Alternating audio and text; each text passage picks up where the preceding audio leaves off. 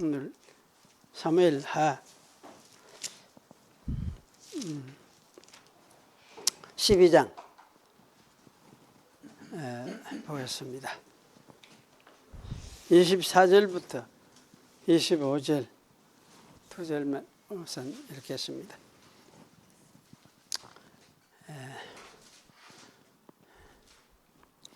다윗이 그 처 바세바를 위로하고 저에게 들어가 동침하였더니 저가 아들을 낳음에 그 이름을 솔로몬이라 하니라. 여호와께서 그를 사랑하사 선지자 나단을 보내사 그 이름을 여디디야라 하시니 이는 여호와께서 사랑하심을 인함이더라. 거기까지 읽었습니다. 잠시 기도하겠습니다. 하나님, 오늘도 주신 말씀 가지고 우리가 하나님 말씀을 상고하려고 합니다. 이 시간도 오셔서 이 말씀 속에서 가르치신 바를 우리가 잘 깨달을 수 있도록 은혜를 베푸시옵소서.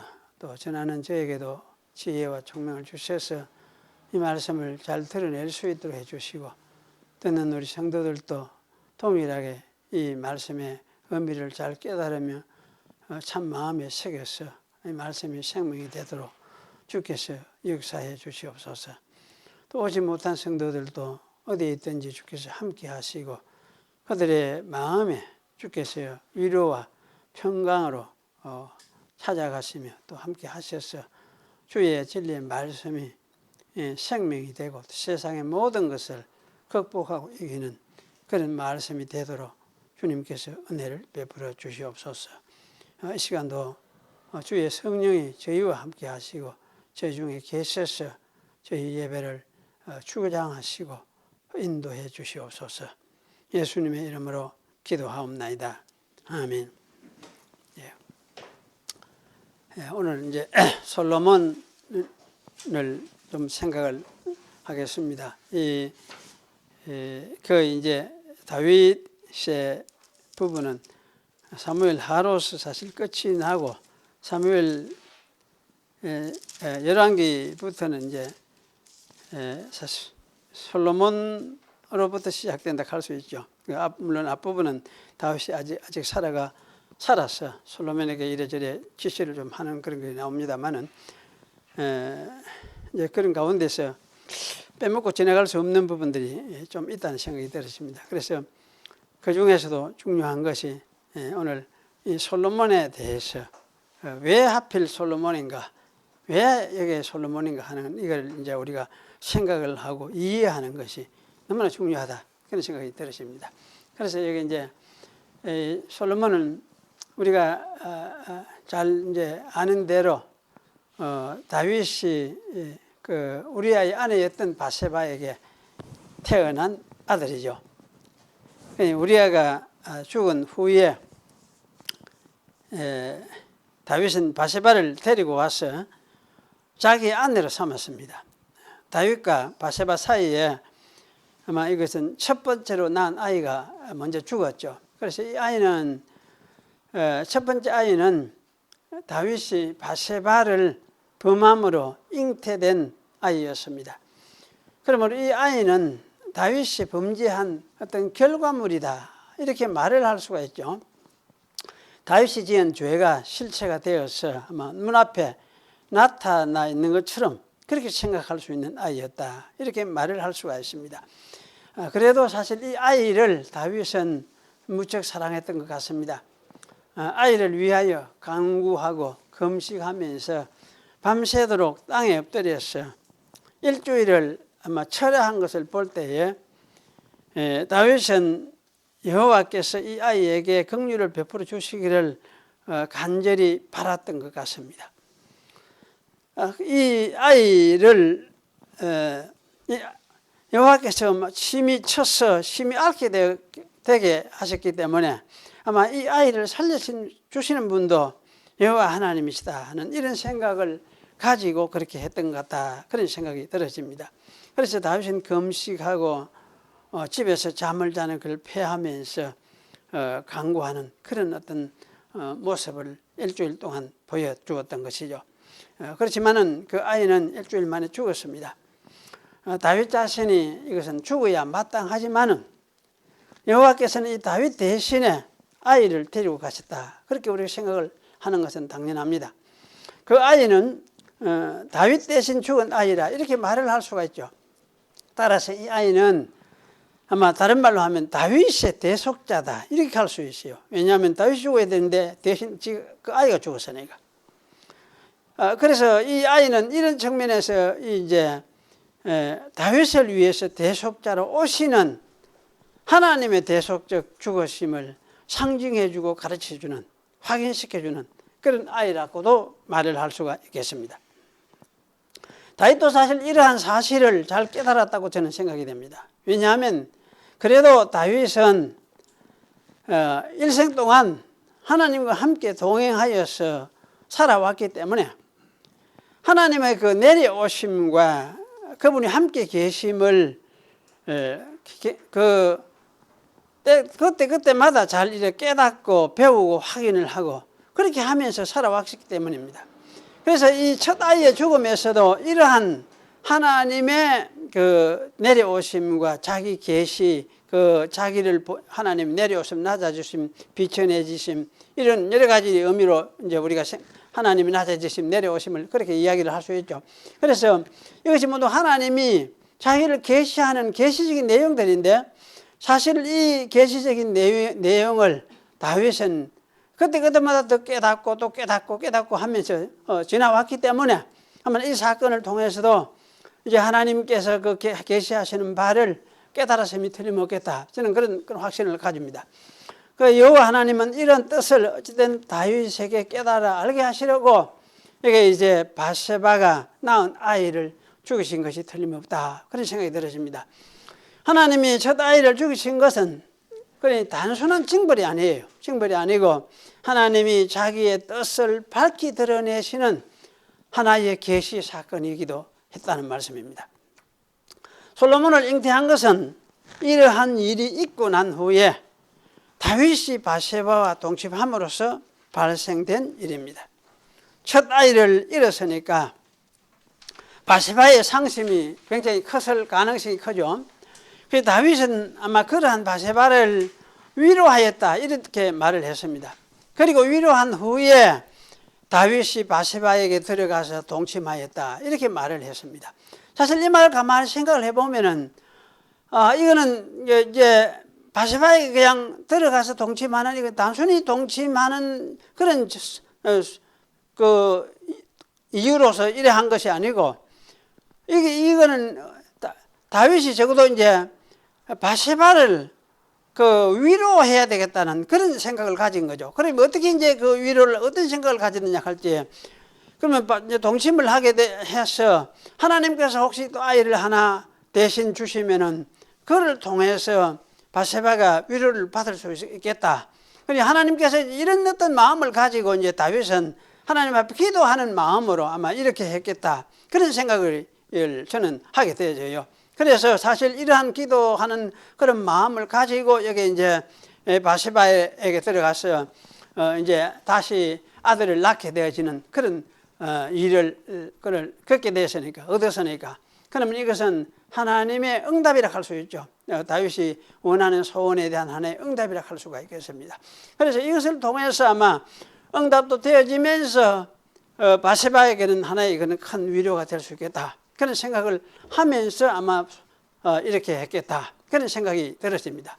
그러면 이제 이렇게 해서 바세바에게서 두 번째 아이가 태어났는데 이 아이가 뭡니까? 솔로몬이죠. 솔로몬이라면 히브리 말로서 는 솔로모 이렇게 되어 있어요. 솔로몬인데 왜 몬 이렇게 했는지 잘 모르겠는데 하여튼 솔로몬인데 이 솔로몬이라는 말은 사실은 평화라는 말도 말에서 온 것이다. 아마 솔로모 하는 것이나 살롬 하는 게나 그 이제 이 중요 핵심되는 뭡니까 그 단어가 자음이 주로 이제 단어인데 이게 다 같아요. 똑같은 게 세 개가 같이 있으니까 그래서 여기서 살롬하고 솔로몬하고 여기서 서로 왔을 것이다. 이렇게 이제 생각을 하기도 합니다. 왜냐하면 이렇게 말할 만한 어떤 그 성경의 그 근거들도 있거든요. 그리고 또 어떤 경우는 사람들은 이것이 아니고 대체한다 또는 회복한다 하는 이런 의미를 가진 말에서 왔다. 그래서 그 말 이제 회복한다, 대체한다는 이 말은 실렘 이렇게 이야기하는데 그 이제 살렘 이거는 살람이죠. 살람인데 이제 동사가 이 회복한다, 대체한다 이렇게 할 때는 살람 이렇게 안 하고 이제 실렘 이렇게 이제 발음을 그렇게 해요. 그래서 이렇게 이 단어에서 이 동사에서 왔을 것이다.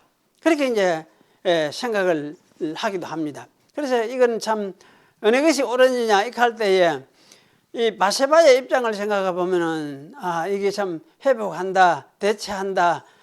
솔로몬은 앞에 죽은 아이를 대체해서 바세바에게 하나님이 허락해 주시구나, 응답을 하셨구나, 뭐 이런 식으로 생각을 충분히도 할 수도 있겠다, 그런 생각이 들어지는데, 또 달리 생각해 보면 솔로몬의 입장에서 계시 구성 역사를 이렇게 생각을 해보면 평화라는 말도 오히려 더 낫겠다 이런 생각이 들어요.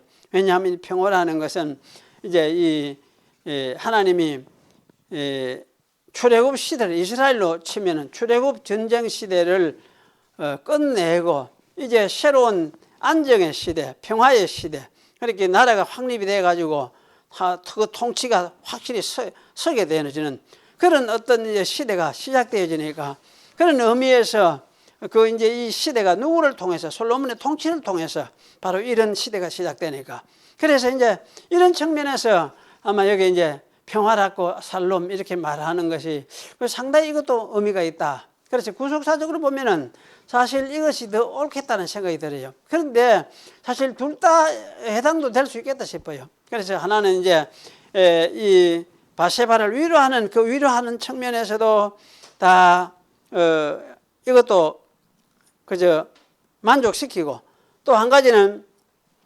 그야말로 계시 역사적인 측면에서 이제 솔로몬의 새로운 통치 새 시대를 이렇게 이어지는 그 하나님의 그 뜻을 여기 이제 담아서 이렇게 이름을 아마 지었겠다, 불렀겠다, 이렇게 우리가 생각을 할 수 있을 것 같아요. 그래서 이거는 둘 다 어느 것이 옳았느냐, 뭐 그렇게 할 것도 없이 둘 다 뭐 그저 다 포함시켜서 이해하면 되겠다, 그런 생각이 들어져요. 그런데 하여튼 이 아이를 이렇게 낳고 났는데, 솔로몬 가는 거는 이거는 이제 다윗이 자기가 붙여준 이름이고, 그러면 이 아이를 이제 하나님이 선지자를 보내가지고 여디디야 이렇게 하면서 이름을 불러주었어요. 이름 바꿔준 거지. 그래 여디디야, 그거 이상하죠. 하나님이 특별히 선지자를 보내가 그 아이를 여디디야라 해라, 이렇게 이제 말씀을 했으니까, 여기는 무슨 의도가 있는 것이 틀림없잖아요. 근데 사실 이 여디디야라는 말은 여호와의 사랑을 입은 자라는 그런 의미를 가지고 있죠.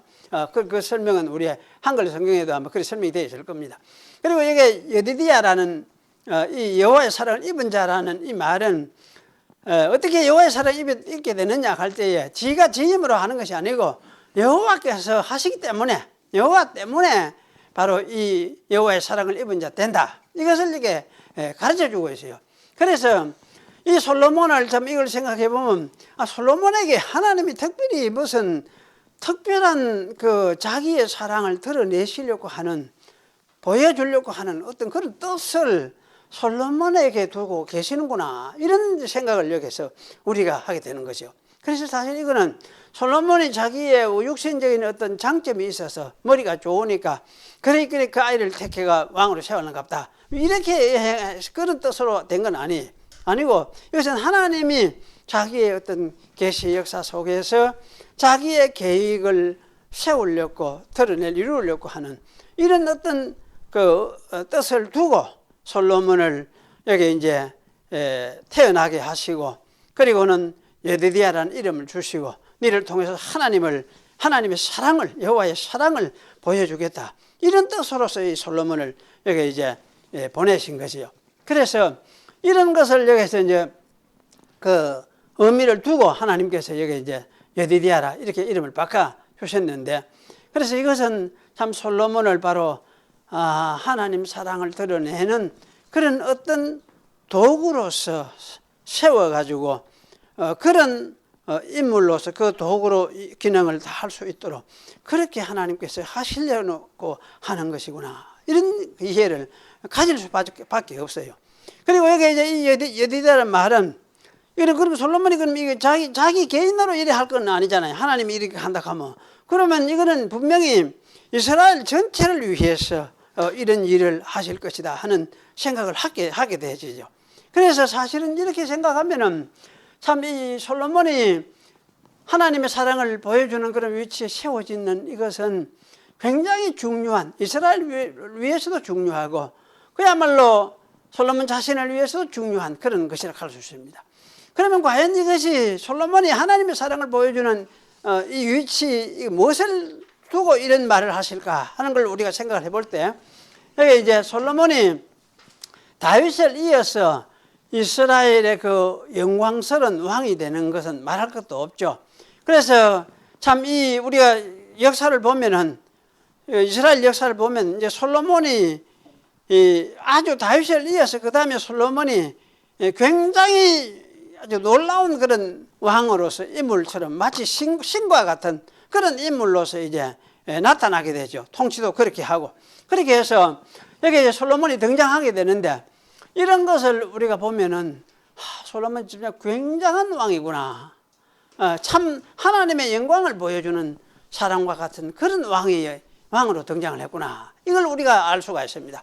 그래서 여기 이제 하나님의 영광이란 말은 결국은 하나님 자신을 보여주는 것이니까, 하나님 자신을 보여주는 것이니까, 솔로몬을 통해서 하여튼 하나님 자신을 드러내려고 하는구나. 이걸 우리가 이해할 수 있는 것은 틀림이 없습니다. 그래서 여기 이제 하나님은 그러면 솔로몬에게 어떻게 하셨느냐 할 때에 솔로몬에게 특별히 하나님이 지혜를 주셨어요. 지혜도 주시고 총명을 심히 많이 주셨다 했습니다. 그리고 그 마음도 한없이 넓은 마음을 주셨다 했어요. 넓은 마음을 주시고 바다의 모래같이 그렇게 하셨다. 그래 이야기해요. 그 넓은 마음하고 바다의 모래하고는 좀 이상하잖아요. 말이 안 맞잖아. 그렇게 넓은 마음도 엄청 넓은 마음도 좋는데 넓은 마음은 좋다는 말은 큰 것도 모든 것도 다 파악을 하고 근데 잔잔한 것까지도 더 자세히 파악을 하고 이해하는 그런 식의 지혜를 줬다.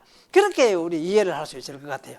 그래서 이렇게 이제 솔로몬을 이렇게 참 놀랍게 지혜를 주셔서 이런 사람으로 나타나도록 그렇게 하신 것이죠. 그래서 이 솔로몬의 지혜가 세상의 모든 지혜로운 사람들보다 더 뛰어났어요. 그래서 그는 이제 바다에서부터 하늘에 있는 동식물에 관해서까지도 모르는 것이 없었어요. 그래서 사실은 그 동식물들 그 논하는 것이 얼마나 많은지 요새 지만 아마 브리타니아 뭡니까 큰 사전을 큰 게 아마 만들어도 그래 만들지 싶어요. 동물 도감, 식물 도감 하듯이 이렇게 그 참 많이 알고 있는 그런 사람.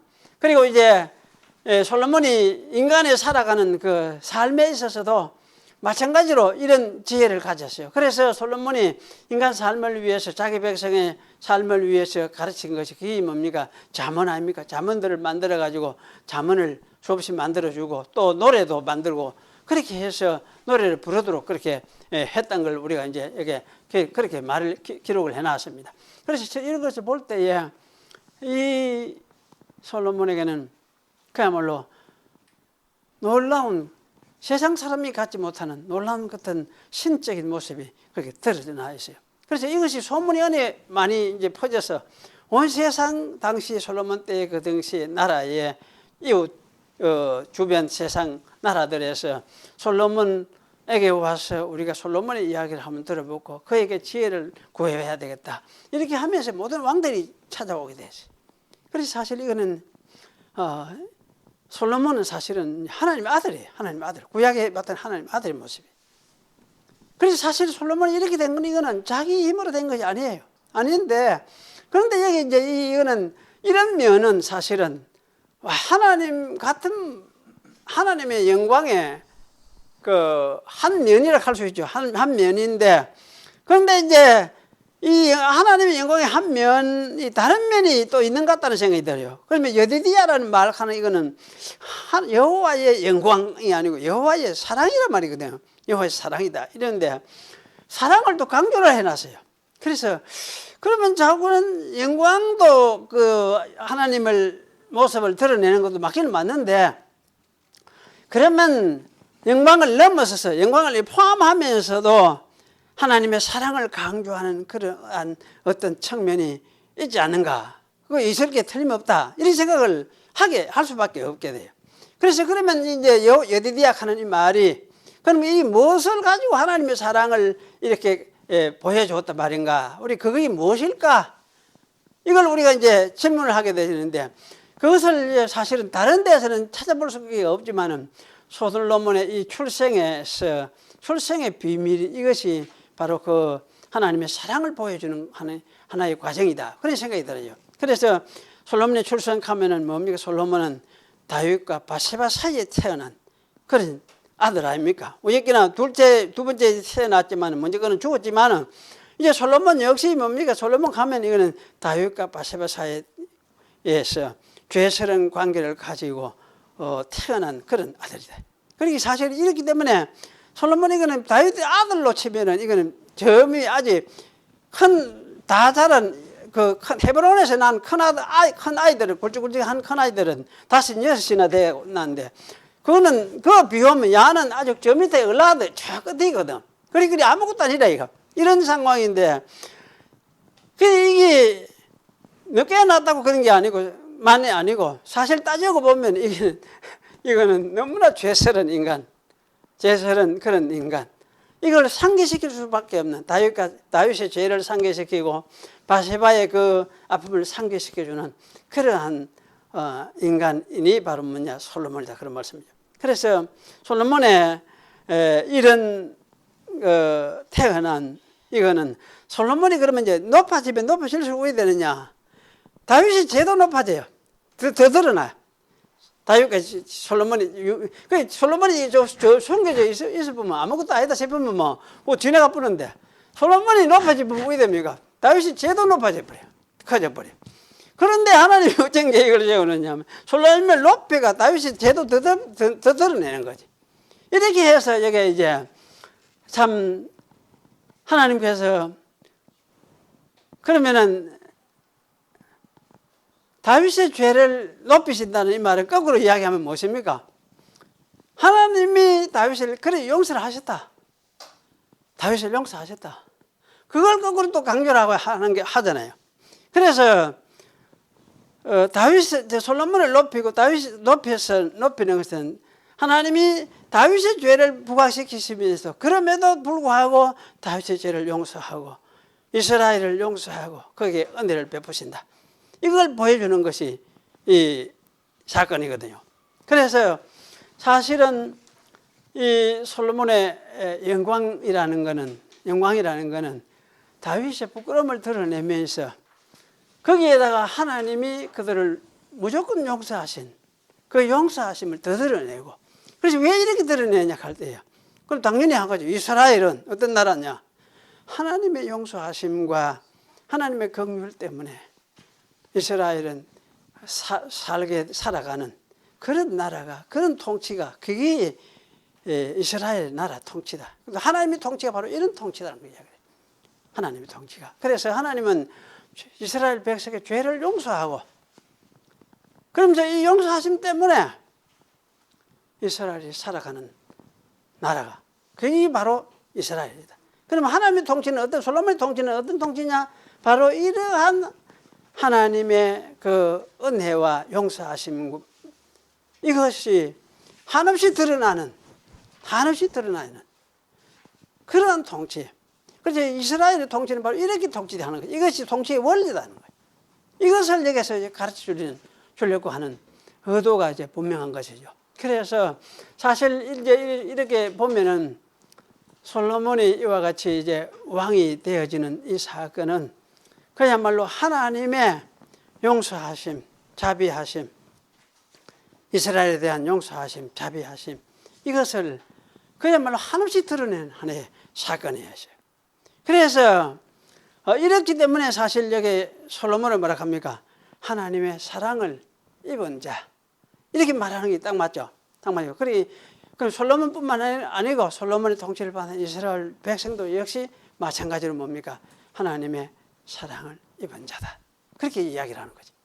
그래서 이것을 사실은 보여주려고 이런 계획을 하나님이 세워놓고 여디디아다 이렇게 이름까지 바꿔주면서 솔로몬을 이렇게 한 거죠. 그래서 솔로몬은 사실은 지가 머리 좋아 이렇게 유명한 놀라운 왕이 된 것이 아니고 누구십니까? 하나님께서 지혜도 주고 성령으로 함께 하셔서 바로 이러한 신과 같은 하나님의 아들과 같은 왕으로서 나타나도록 되어졌던 것이 이것이 사실 솔로몬의 그 선택이다 할 수 있습니다. 그래서 참 이 죄가 많은 곳에 하나님 은혜가 넘쳤다 신약에 그렇게 이야기를 하잖아요. 그와 같이 그야말로 죄가 많은 곳에 하나님 은혜가 넘쳐나는 그러한 이 진리를 보여주시고 계시하려고 하는 그래서 이스라엘 백성 전체에게 사실 이것을 가르치고 보여주시고 또 세상 나라들에도 사실 이것을 가르치고 보여주려고 하나님께서 이런 일을 하셨다. 이렇게 우리가 이해를 할 수가 있습니다. 그리고 여기 이제 두 번째 우리가 생각할 거는 오늘 이제 아히도벨의 죽음, 아히도벨의 죽음인데 아히도벨은 간단하게 좀 우리 생각을 하도록 하겠습니다.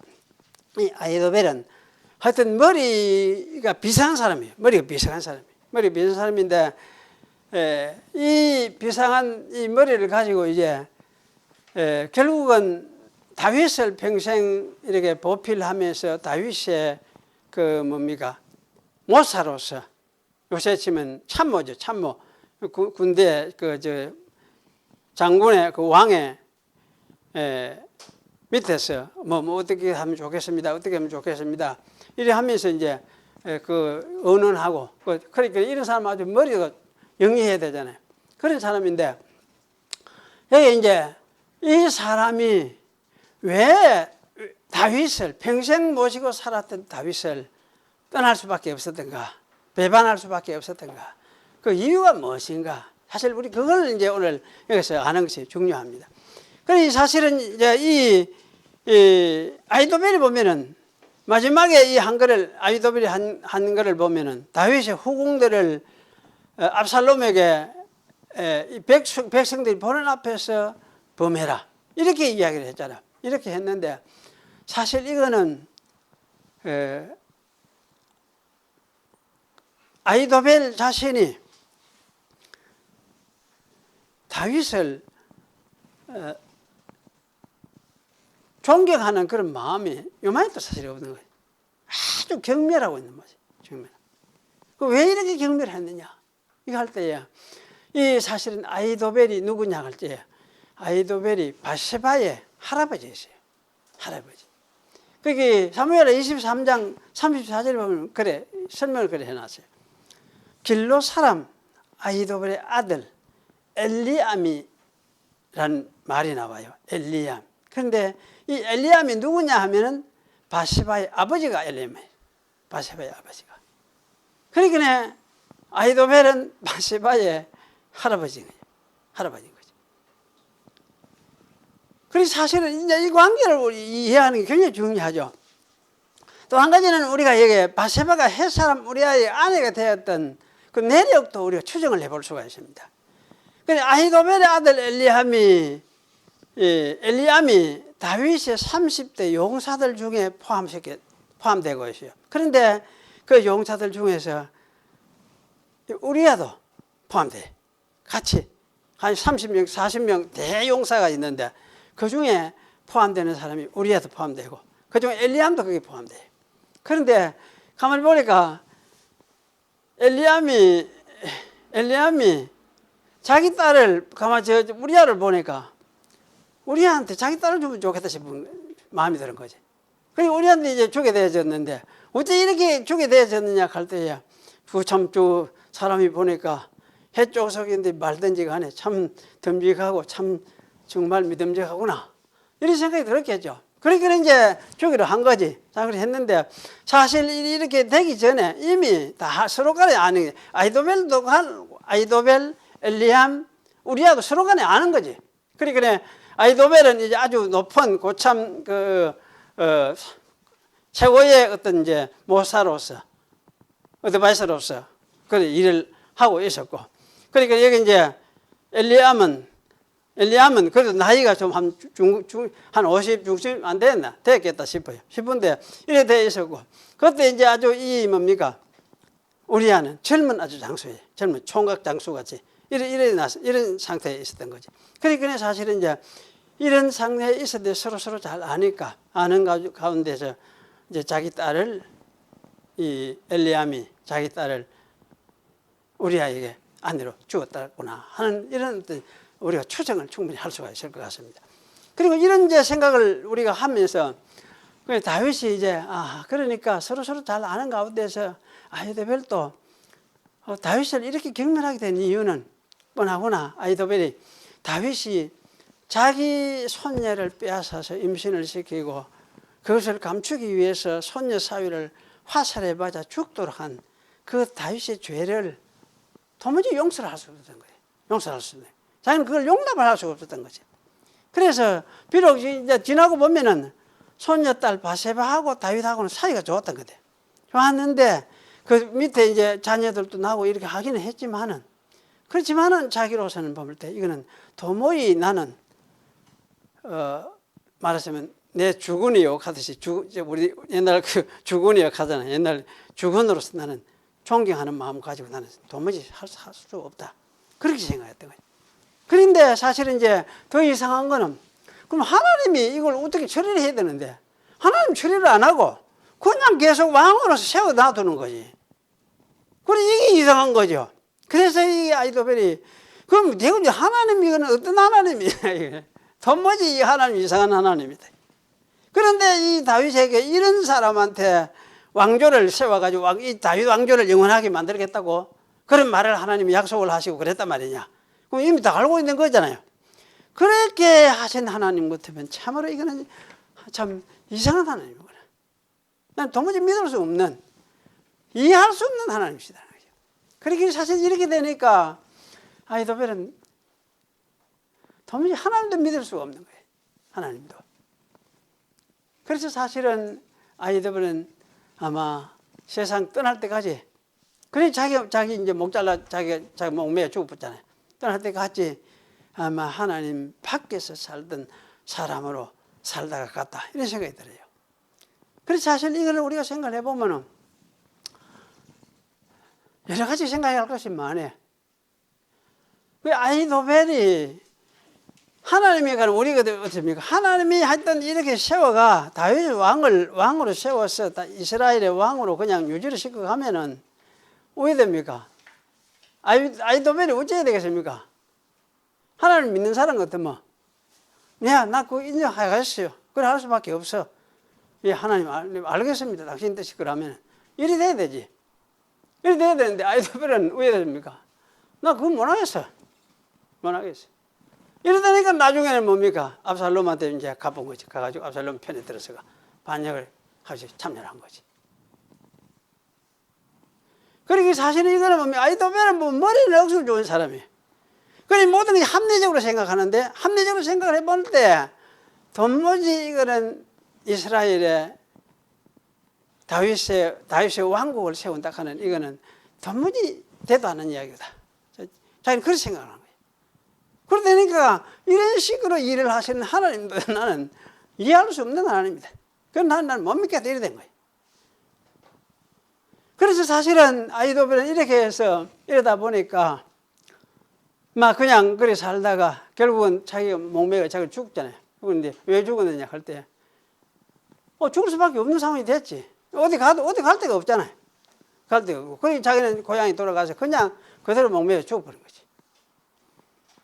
사실 이런 걸 우리가 생각을 해보면 이게 이제 하나님과 선택과 관계 지어서 요새 이박을 잘 안 하려고 하는 풍조가 있는데 저는 볼 때 하나님의 선택과 관계 지어서도 이박을 해야 된다는 생각이 들어요. 그럼 이 아히도벨이라는 사람은 어떤 사람이냐 할 때야 사실은 자기 머리는 똑똑하고 영리했는데 하나님의 그 구원과 관계 지어서 생각할 때에 구원에 참여하는 자로서 선택을 받지는 못했구나. 그런 생각이 들어요. 그러면 이게 지금 아히도벨이 한 거는 결국은 그랬죠. 하나님이 선택을 안 해줬으니까.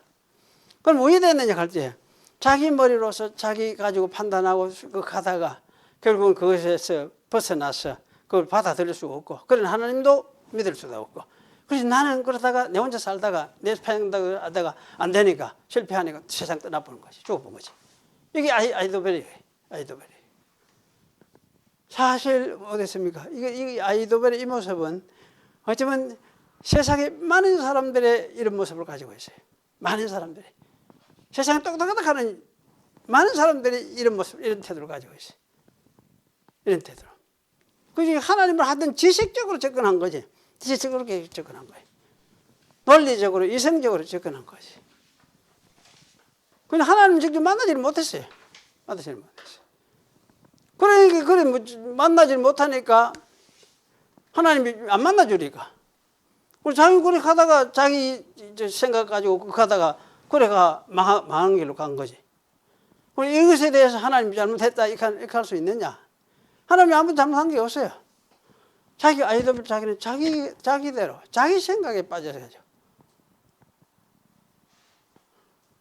이렇게 하다가 이렇게 끝이 난 거지.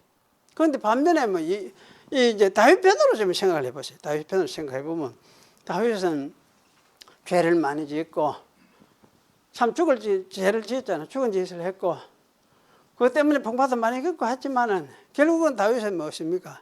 하나님의 한없는 은혜, 용서 이걸 다윗은 깨달았고 그걸 누리게 됐고 그걸 통해서 하나님이 약속하신 이런 부족한 가운데서도 있는 자기지만은 하나님이 자기에게 약속하신 그대로 못난 솔로몬을 세워가지고 그 참 하나님의 아들처럼 만들어 주려고 하는 그런 일을 하나님께서 하시는구나. 이런 것을 보면서 다윗이 깨달은 것은 더 큰 하나님의 은혜, 용서하심과 은혜가 크구나. 하나님의 사랑이 크구나. 이걸 다윗은 깨달은 거지. 그러니까 사실 이러한 원리가 뭐냐. 이스라엘을 다스리는 통치의 원리가 되어야 된다. 이스라엘을 다스리는 통치의 원리가 되어야 된다. 이것을 사실은 솔로몬이 받아서 이제 이걸 원리로 세워서 통치하는 원리로 세워서 솔로몬은 이걸 출발한 거예요. 출발하고 그렇게 솔로몬이 왜 했습니까? 왕으로서 출발한 게 아니고 기도하는 사람으로 출발하잖아요. 기도하는 사람으로. 이렇게 해서 우리가 이제 이 솔로몬이 왕이 되는 그 다음 단계로 이제 가게 되어지는데 참 이런 걸 보면은 어쨌든 하나님이 하여튼 자기 계획을 세우고 선택해서 자기 계획을 이루려고 하나님이 하신 사람들에게는 어쨌든 이렇게 어쨌든 용서를 하고 그렇게 하면서 하나님이 이렇게 하나님 나라에 일을 참여해가지고 그 나라의 왕으로서 또는 백성으로서 살게 하시는구나 하는 것을 우리가 여기서 깨닫게 되죠. 그래서 다윗이나 솔로몬은 왕이지만 우리는 어땠습니까? 우리는 생각해보면 하나님 백성이지 순수한 백성이잖아요. 백성 이상 더 좋은 것도 없고 하나님 나라에서는 참 하나님 이렇게 생각을 해보면 어쨌든 우리에게도 하나님 똑같이 이래 할 다윗을 선택하고 솔로몬을 선택해가지고 그들에게 이와 같이 은혜를 보여주신 것과 같이 사랑을 보여주신 것과 같이 우리에게도 똑같이 이와 같이 사랑을 베풀어 주시는 것은 틀림이 없어요. 그래서 여러분이 이제 세상 어떤 데라 세상이 왜 돌아가든지 간에 여러분 하나님 분명한 이건 분명해야 돼요.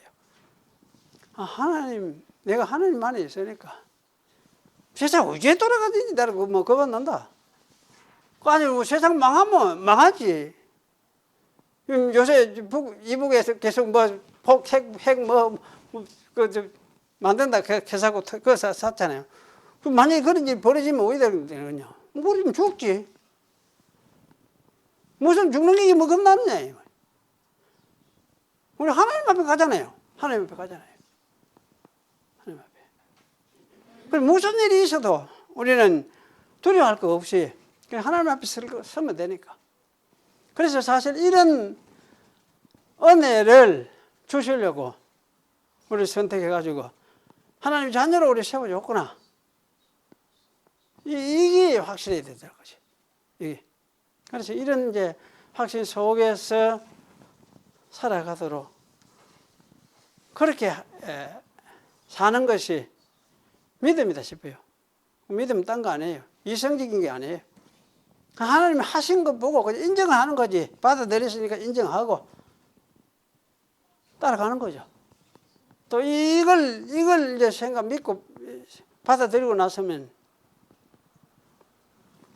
뭐 세상 살아가는 모든 면에 있어서도 뭐 이렇게 살다가 거기 가는구나. 이렇게 하고 우리 사는 거지. 목적이 그거 아닙니까? 목적이, 여러분 사는 목적이 뭡니까? 목적이. 그 하나님 나라 가야 되잖아. 그게 사는 목적 아닙니까? 그 외에 딴 목적 뭐 있습니까? 하나님 나라 가는 거 외에 딴 목적 있습니까?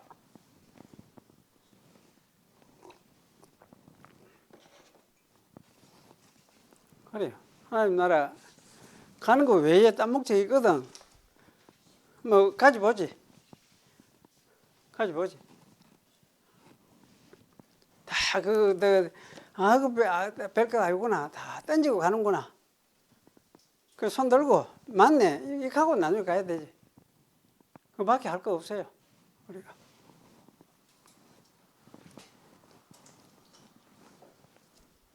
기도하겠습니다. 하나님, 오늘 우리가 어떤 은혜를 입은 사람인지를 하나님 말씀을 가지고 함께 생각을 했습니다. 저도 정신이 없고 혼미해져서 무슨 말을 했는지도 잘 모르겠습니다만은 하나님께서 어쨌든 저희들을 택해서 하나님을 알게 하시고 또 우리가 마침내 하나님 앞에 돌아갈 것이고 또 하나님 앞에서 하나님의 백성으로 삼아 주셔서 이 세상 살다가 하나님께로 돌아가게 될 것을 가르쳐 주셨사오니 또 이 믿음 확실히 가지고 남은 우리의 삶이 얼마나 살게 될지라도 믿음 속에 굳게 서서 살아가는 그런 저희들이 될 수 있도록 하나님께서 붙잡아 주시옵소서. 세상에 여러모로 참 혼란스럽고 또 원하지 않는 여러 가지 일들이 많이 일어나고 앞으로 이 세상이 어떻게 될지 알 수 없는 그런 상황 속에 되어가는 것 같지만은 우리가 두려워하지 않을 것은 우리는 궁극적으로 주님의 나라에 돌아갈 사람들이라는 것을 믿기 때문입니다. 저희들이 이 믿음을 가지고 이 세상 주신 삶을 주의 백성으로서 또한 살아가는 자들이 오니 담대하게 이 삶을 잘 살아갈 수 있도록 하나님 저희들을 축복하여 주시옵시고 붙들어 주시옵시고 우리 마음과 생각을 지키시고 또 이 땅에 사는 삶 모든 삶이 하나님의 주권 인정하며 또 그분이 함께 계심을 기억을 하고 또 그분이 결국 우리를 선하게 이끌어 주실 것을 믿으며 이 세상 우리의 갈 길을 잘 갈 수 있도록 하나님께서 도와주시옵소서. 예수님의 이름으로 기도하옵나이다. 아멘.